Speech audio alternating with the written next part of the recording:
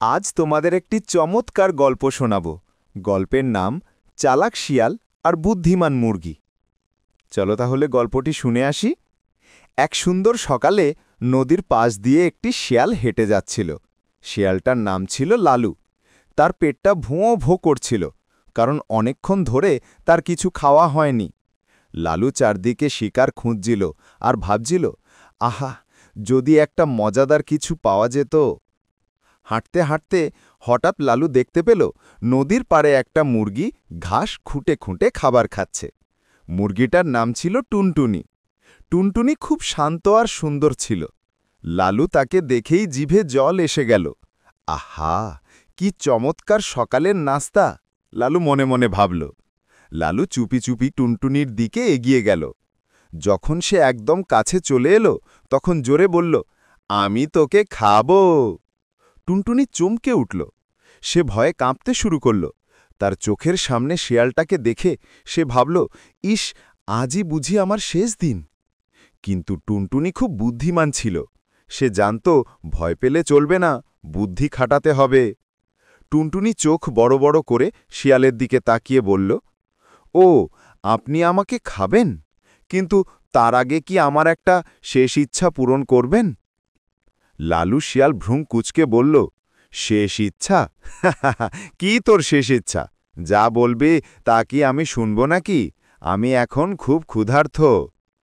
টুনটুনি মাথা নিচু করে বলল, আমি জানি আপনি খুব শক্তিশালী আর বুদ্ধিমান, কিন্তু দেখুন, আমি সারা জীবন মাটির পোকা আর ঘাস খেয়েছি। আমার শরীরটা নিশ্চয়ই খুব নোংরা আর মাটি মাটি গন্ধ।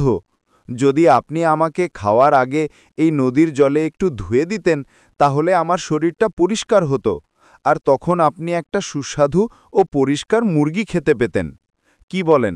এতে আপনারই তো লাভ। লালু শিয়াল কথাটা শুনে একটু ভাবল।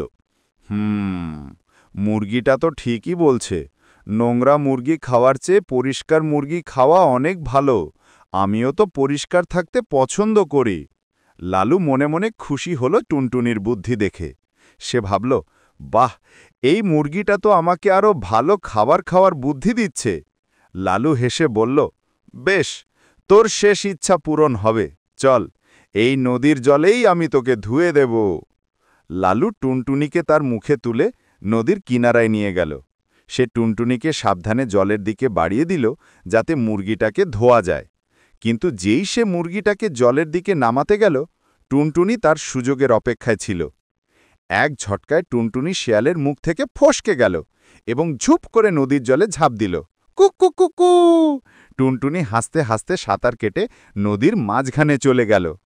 লালু শিয়াল হতভম্ব হয়ে তাকিয়ে রইল। আরে, কি করলি তুই?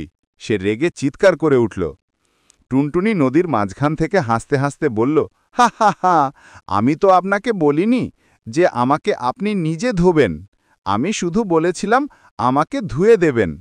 আর এখন দেখুন, আমি পরিষ্কারও হয়েছি আর বেঁচেও গিয়েছি। লালু শিয়াল রেগে ফোঁস ফোঁস করতে লাগল। সে তো সাঁতার কাটতে পারে না, তাই টুনটুনির কাছে যেতে পারল না।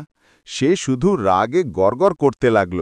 তার বুদ্ধিমান মুরগি খাওয়ার স্বপ্ন ভেঙে চুরমার হয়ে গেল।